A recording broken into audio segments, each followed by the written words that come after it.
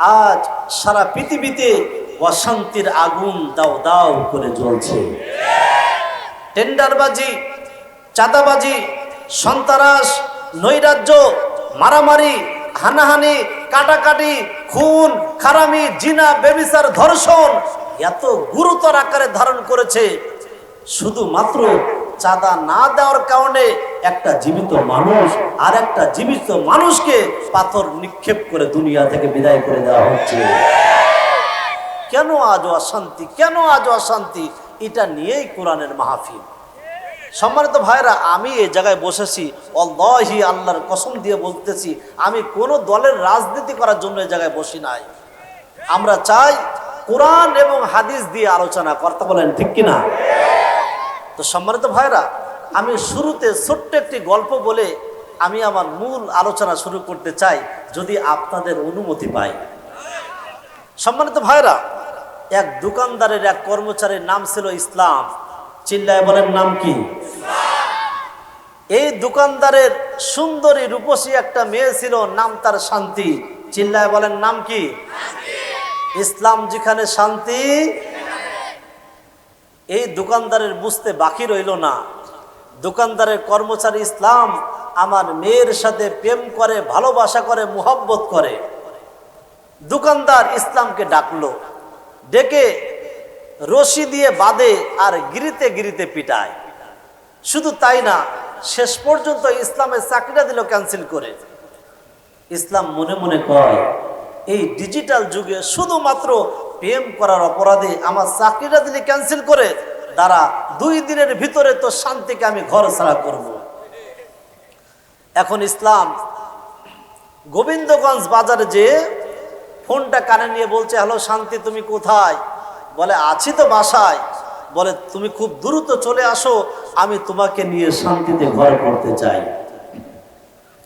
ইসলামের কথা মতো শান্তি ঘর ছেড়ে চলে গেছে আউট অফ মার্কেট।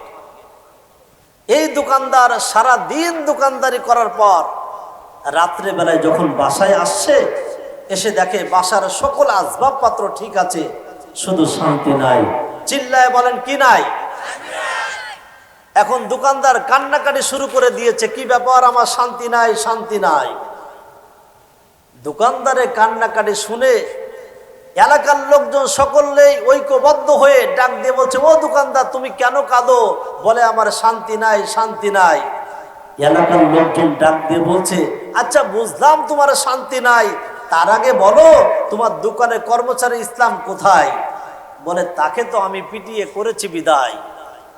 বলে দোকানদার, তুমি একটা বোকা, তোমার ইমানের খাতায় লেগেছে পোকা, এই জন্য তোমার ঘরে শান্তি দিয়েছে তোমাকে ধোঁকা। কথা বলেন। দোকানদার বলে, কেন, কি হয়েছে? বলে দোকানদার, তুমি অসংখ্য জিনিসের হিসাব রাখতে পারো, এই সামান্য বিষয়ের হিসাব তুমি রাখতে পারো না? যে ঘরে ইসলাম থাকে না, সে ঘরে শান্তি থাকার প্রশ্নই আসে না।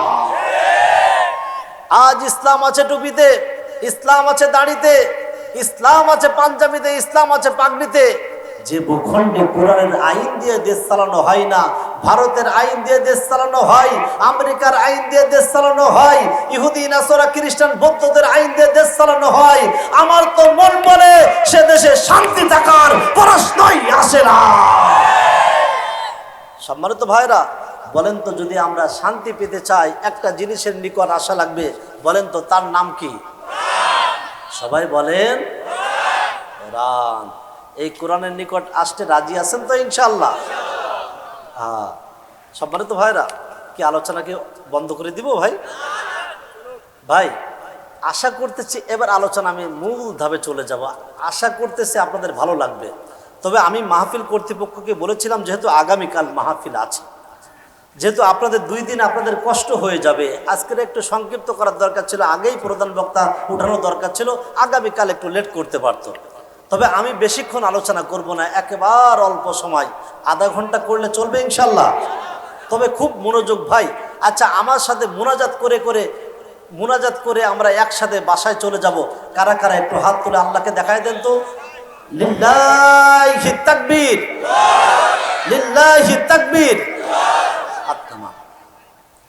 তাহলে এখন দুনিয়ার সমস্ত চিন্তা চেতনা বাদ।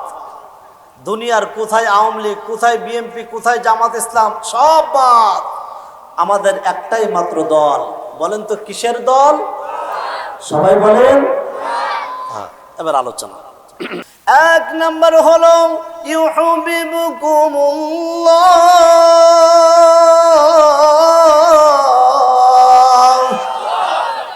নবীজি,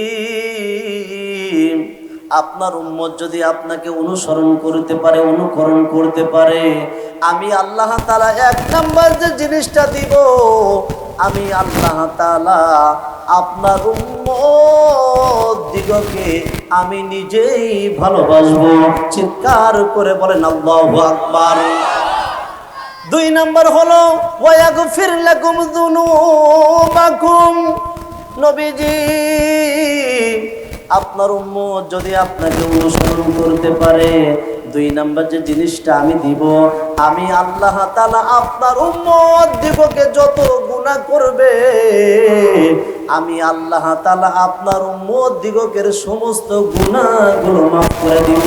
চিৎকার করে বলেন না সুবহানাল্লাহ।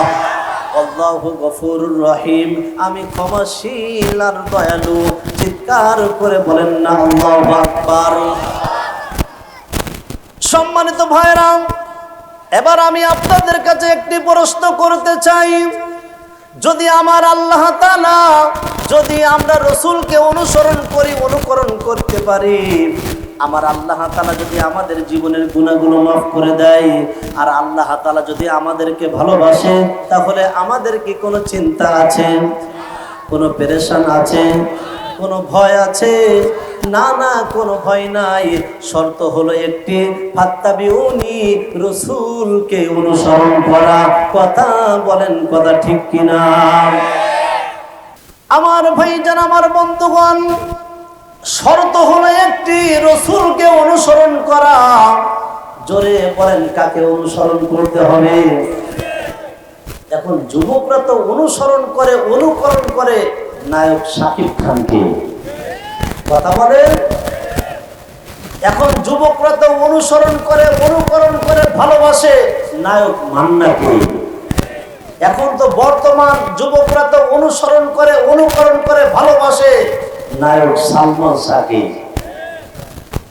হে যুবক, আমি তোমাদেরকে জানাইতে চাই, আমি তোমাদেরকে হাতে ধরে বলি, তুমি যে নায়ক শাকিব খানের অনুসরণ করো, অনুকরণ করো, ভালোবাসো, নিঃসন্দেহে নায়ক শাকিব খান তোমাকে জাহান্নামে নিয়ে যাচ্ছে।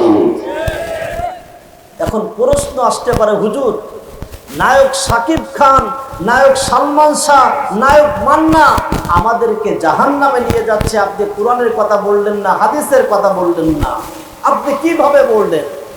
সম্মানিত ভাইরা, আল্লাহ তাআলা সূরা লুকমানের 6 নম্বর আয়াতের ভিতরে বলছেন, ওয়া মিনান নাসি মান ইয়াশতারি লাহওয়াল হাদীস লিয়ুদিল্লা আন সাবিলিল্লাহ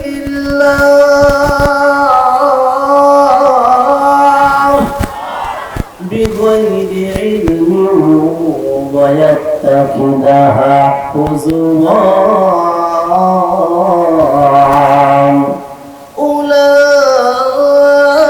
উলাইকা লাহুম আযাবুম মুহিন।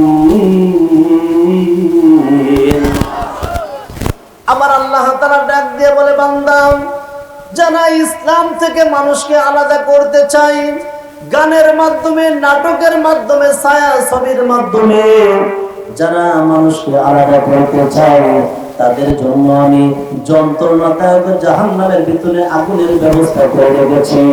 সম্মানিত ভাইরা, এবার বলেন তো, যারা নায়ক শাকিব খানের অনুসরণ করবে, এদের ঠিকানা কোথায়?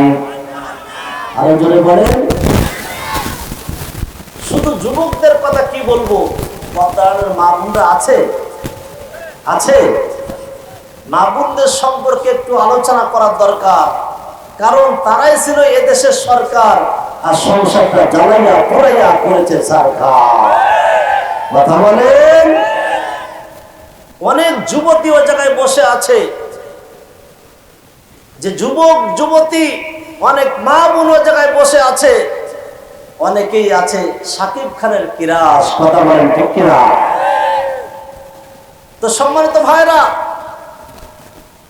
এই যে নায়িকা রোজ দীপা, তার কাছে সাংবাদিক প্রশ্ন করলো যে আপনি নায়ক সালমান শাহকে কেমন ভালোবাসেন, কেমন অনুসরণ করেন, অনুকরণ করেন?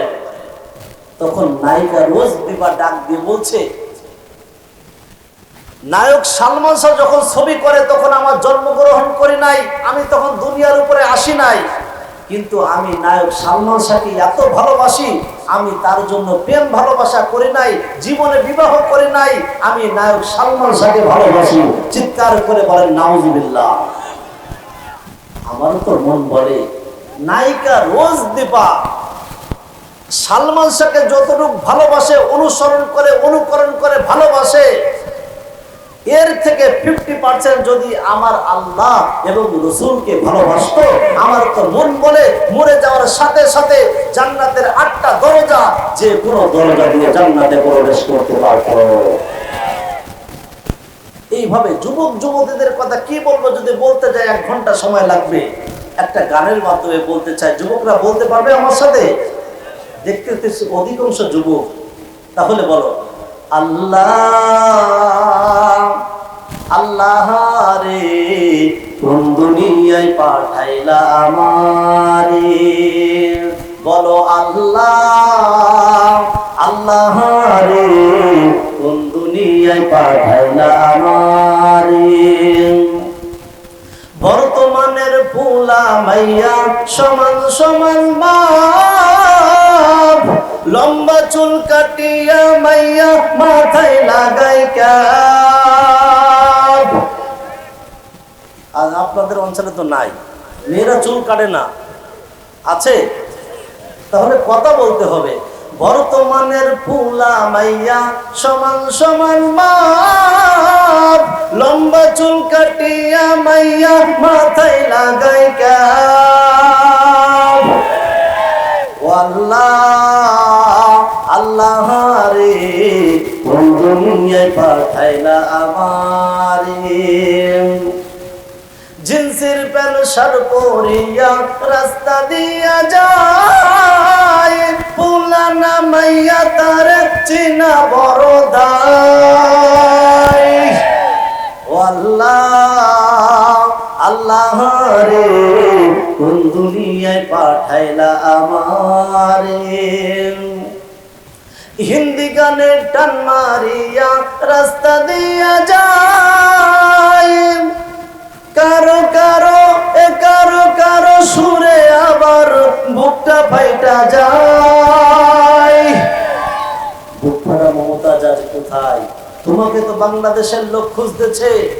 যখন সংসদে উঠে বলে বুখারী, মুসলিম, তিরমিজি, আবু দাউদ, নাসাই, ইবনে মাজাহ সকল সিয়াসিত্তার কিতাব পড়ে শেষ করেছি, আমার তো মন বলে ওই সংসদ আর পবিত্র থাকতে পারে না, অপবিত্র হয়ে যায়।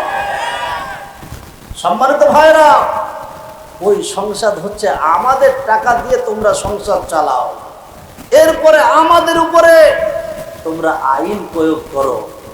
আমরা পরিষ্কার ভাবে জানাইতে চাই, বাংলাদেশের লোক সকল দল দেখেছে, আমরা পরিষ্কার ভাবে জানাইতে চাই, আগামীর দেশ কোরআনের দেশ, আগামীর সংবিধান কোরআনের সংবিধান। কথা বলেন ঠিক কিনা? অনেক লাফালাফি করেছো, অনেক লাফালাফি করেছো যে আমাদের নেত্রী আবার আসবে, নেত্রী আসবে। অপেক্ষা করো, আমরাও তো অপেক্ষায় রয়েছি। যখন নেত্রী আসবে, নেত্রীকে আয়না ঘরের ভিতরে নেওয়া হবে। অত সোজা মনে করো না। তো সম্মানিত ভাইরা, ও যুবক ভাই, আমি তোমাদেরকে জানাইতে চাই, দেখো না ভালোবাসা কাকে বলে, কিভাবে রসুলকে ভালোবাসতে হয়। একটা হাদিস শোনাই। عن أنس رضي الله تعالى عنهما قال قال رسول الله صلى الله عليه وسلم لا يؤمن أحدكم حتى أكون أحب إليه من والده ওয়া ওয়ালাদিহি ওয়ান নাসি আজমাইন। আমার রাসূল ডাক দিয়ে বলছে সাহাবীরা রে, যতক্ষণ পর্যন্ত তোমার পিতা, তোমার মাতা, তোমার ভাই, তোমার বোন, যতক্ষণ পর্যন্ত দুনিয়ার সমস্ত মানুষ থেকে আমি রাসূল ফিরিও না হব, ততক্ষণ পর্যন্ত তোমরা পরিপূর্ণ ঈমানদার হইতে পারবে না। আমার রাসূল যখন কথা বলতেছেন, হঠাৎ করে আমার রাসূল যখন কথা বলেছে, আমার রাসূলের কথা শুনে ওমর ডাক দিয়ে বলছেন, নবীজি আমার মন বলে দুনিয়ার আমি সবচেয়ে আপনাকে মহব্বত করি, কিন্তু আমার জীবন থেকে এখনো মহব্বত করতে পারি নাই। আমার রাসূল বলে তুমি এখনো পরিপূর্ণ ঈমানদার হইতে পারো নাই। কিছুক্ষণ পর্যন্ত হযরত ওমর চুপচাপ বসে আছেন। কিছুক্ষণ পর ডাক দিয়ে বলছেন, নবীজি আমি দুনিয়ার সবচেয়ে এখন আপনাকে মহব্বত করি, আপনাকে ভালোবাসি। আমার রাসূল ডাক দিয়ে বলছে, ওমর তুমি এখন পরিপূর্ণ ঈমানদার হয়ে গেছো। চিৎকার করে বলেন না সুবহানাল্লাহ। যুবক ভাইরা, কেমন ভাবে আমার রাসূলকে অনুসরণ করতে হয়। এই মুসাব বিন উমাইর এক বাবার এক সন্তান।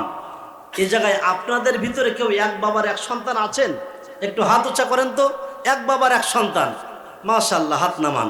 অনেকে আছেন, স্টেজে কেউ আছেন? হ্যাঁ, স্টেজেও আছে। মুসাব বিন উমাইর এক বাবার এক সন্তান, বাবা শিল্পপতি। আচ্ছা, কার বাবা শিল্পপতি? শিল্পপতি সন্তানের জায়গায় আছেন কেউ? নাই। মুসাব বিন উমাইর জীবনে এক পাঞ্জাবি, এক জুব্বা, এক গেঞ্জি একবারে বেশি গায়ে দেন নাই। আপনাদের মধ্যে কেউ আছেন জীবনে এক পাঞ্জাবি একবারে বেশি গায়ে দেন নাই? এমন লোক কি আছে? মুসাব বিন উমাইর এমন দামি আতর ব্যবহার করতেন, যদি সামনের ওই রাস্তা দিয়ে মুসাব বিন উমাইর যেতেন, আগামীকাল যদি কোনো ব্যক্তি ওই রাস্তা দিয়ে যেত, তাহলে বুঝতে পারতো নিঃসন্দেহে এই রাস্তা দিয়ে মুসাব বিন উমাইর গিয়েছে। আল্লাহু আকবার বলেন। শুধু তাই না, মুসাব বিন উমাইর মক্কায় সুদর্শন পুরুষ ছিলেন, যার চেহারা রাসূল সাল্লাল্লাহু আলাইহি ওয়াসাল্লামের চেহারার সাথে মিল। আল্লাহু আকবার বলেন। এই সাহাবীর নাম হচ্ছে মুসআব বিন উমাইর। জোরে বলেন, নাম কি? দেখেন, ইসলামকে ভালোবাসতে যে কত ত্যাগ স্বীকার করা লাগে, কিভাবে রাসূলকে অনুসরণ করতে হয়, কিভাবে রাসূলকে অনুকরণ করতে হয়। প্রিয় ভাই, যারা বাদাম বিক্রি করছেন ভাই, এইভাবে হেঁটে হেঁটে বিক্রি করেন না ভাই, কোরআনের পরিবেশটা নষ্ট করবেন না।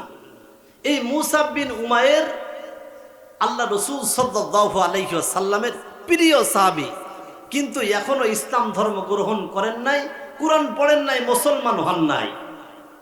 আল্লাহ রাসূল যখন মক্কায় কালিমার দাওয়াত দিচ্ছেন, ভাই খুব মনোযোগ, কালিমার দাওয়াত যখন দিচ্ছেন, আবু জেহেল তখন রাগ করতেছে যে মুহাম্মদ সাল্লাল্লাহু আলাইহি ওয়াসাল্লাম যেভাবে কালিমার দাওয়াত দিচ্ছে, মনে হয় 2 নম্বর চেয়ার আর আমাদের আর থাকবে না, আমাদের ক্ষমতা আর আমাদের থাকবে না। এই চিন্তা করে আবু জেহেল চললেন মুসাব বিন উমাইরের বাসায়। ডাক দিয়ে বলছেন, ও মুসাব, তুমি শুনেছো মক্কায় একজন নবী মুহাম্মদ সাল্লাল্লাহু আলাইহি ওয়াসাল্লাম এসেছে, তুমি তার কাছে যাবা না, কালিমা পড়বা না, মুসলমান হবা না।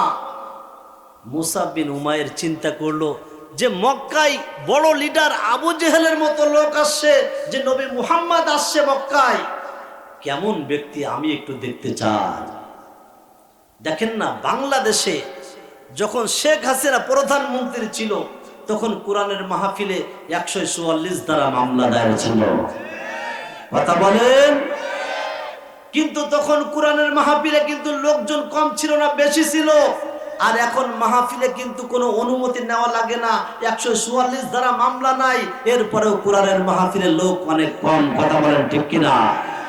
কারণ মানুষ যেদিকে আপনি যেতে নিষেধ করবেন, সেদিকে মানুষ ধাবিত হয়ে যায়। মুসাব বিন উমাইর ডাক দিয়ে বলছেন যে আবু জেহেলের মতো নেতা যদি বলে মুহাম্মাদের কাছে যেও না, তাহলে মুহাম্মদ কেমন আমি একটু দেখতে চাই। এখন গভীর রাত হয়েছে, মুসাব বিন উমাইর ডাক দিয়ে বলছেন, আল্লাহ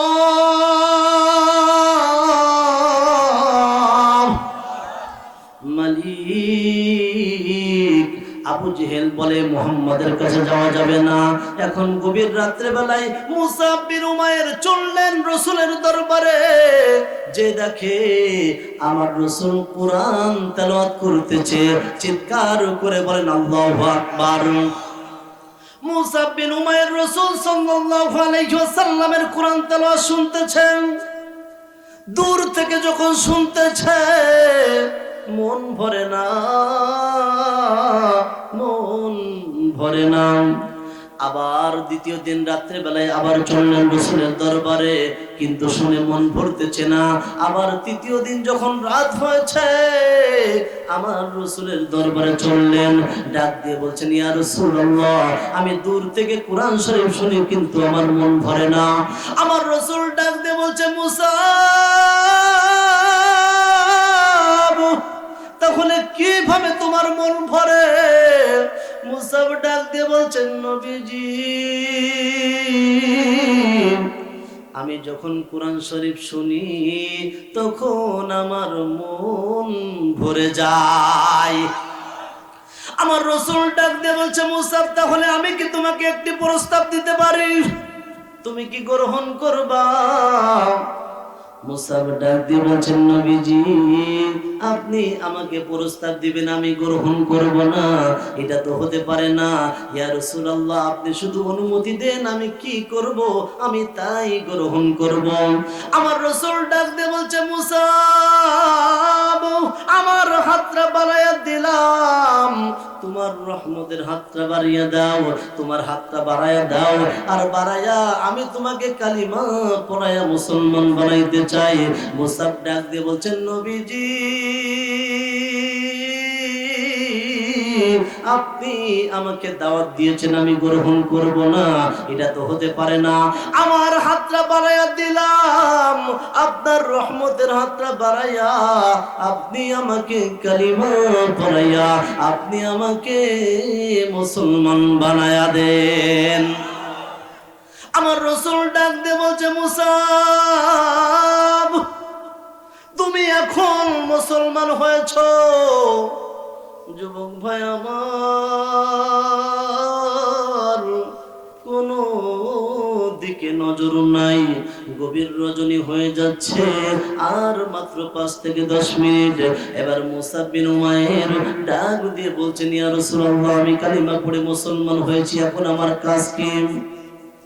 আমার নবী ডাক দিয়ে বলছে, মুসাব, তুমি যে মুসলমান হয়েছো, কালিমা পড়েছো, এই কালিমার দাওয়াত তুমি কারোর কাছে প্রকাশ করবে না। যদি তুমি প্রকাশ করো তাহলে তোমার উপরে নির্যাতন আসবে, ইস্তেমরুল চালানো হবে। মুসাব ডাক দিয়ে বলছেন, নবীজি, আমি কালিমা পড়েছি, মানুষ মিথ্যা ধর্ম বুক ফুলিয়ে বেড়ায়, বুক ফুলাইয়া মানুষের সামনে বলে বেড়ায়, আর আমি সত্য দিন গ্রহণ করলাম, এটা মানুষের সামনে বলতে পারবো না, এটা হতে পারে না। নবীজি, আপনি অনুমতি দেন, আমি প্রকাশ্য মানুষের সামনে কালিমার দাওয়াত দিতে চাই। চিৎকার করে বলেন আল্লাহু আকবার।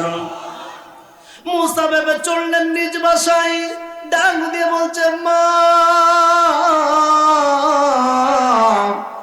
আমি কালিমা পড়ে মুসলমান হয়েছি।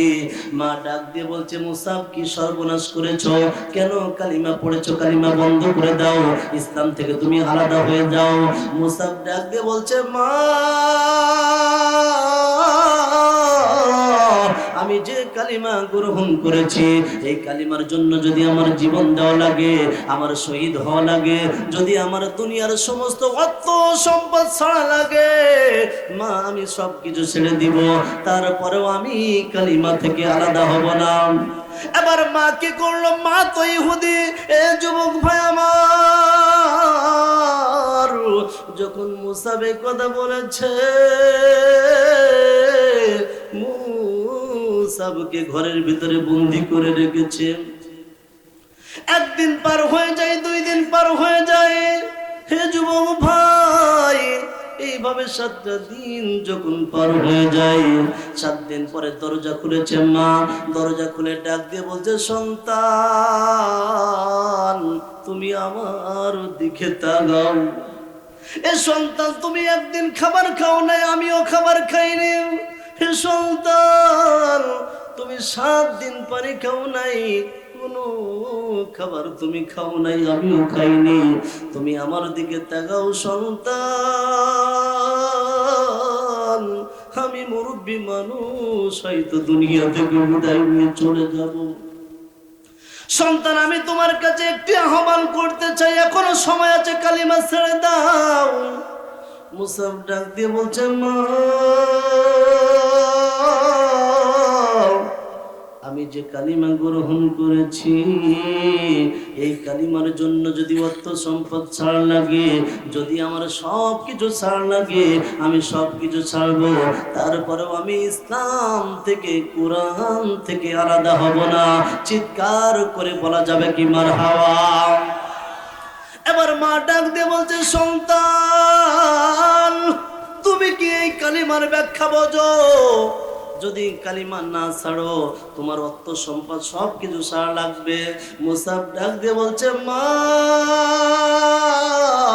আমি আমার অর্থ সম্পদ ছাড়লাম, আমি আমার রসুলের দরবারে চললাম। ভাই আমার, রসুলকে কিভাবে মোহব্বত করতে হয়।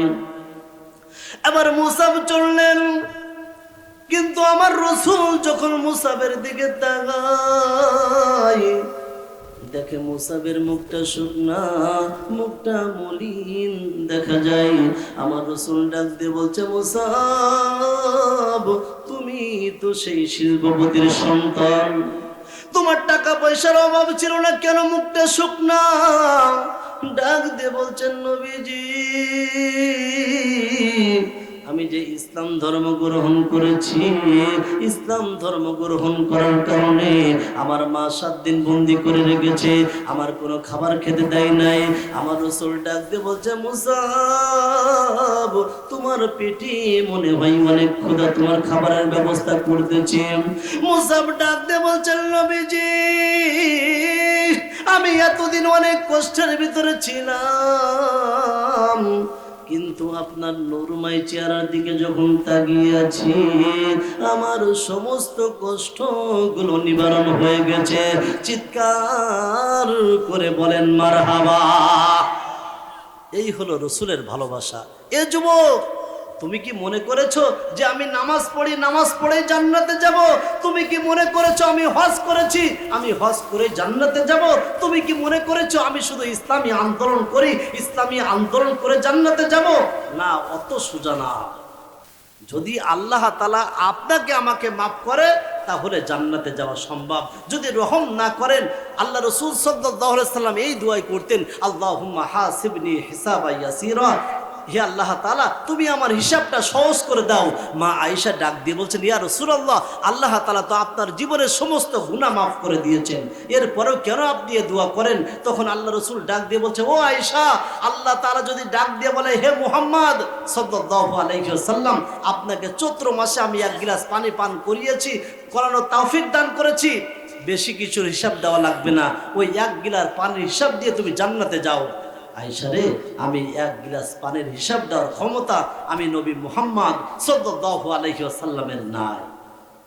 তাহলে আপনি কি মনে করেছেন নামাজ পড়েই আমি জান্নাতে যাব?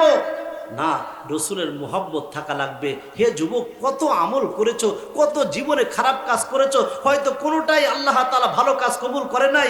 এই যে রসুলের মায়া মুহাব্বতে আপনি রাত জাগতেছেন, হয়তো আল্লাহ তাআলা এর ওসিলাই করে মাফ করে দিতে পারে। কথা বলেন। সম্মানিত ভাইরা, আপনারা কি চান এই মাহফিল প্রতিটা বছর এই জায়গায় কোরআনের মাহফিল হোক? আপনারা কারা কারা চান? দুহাত তুলে একটু দেখান তো।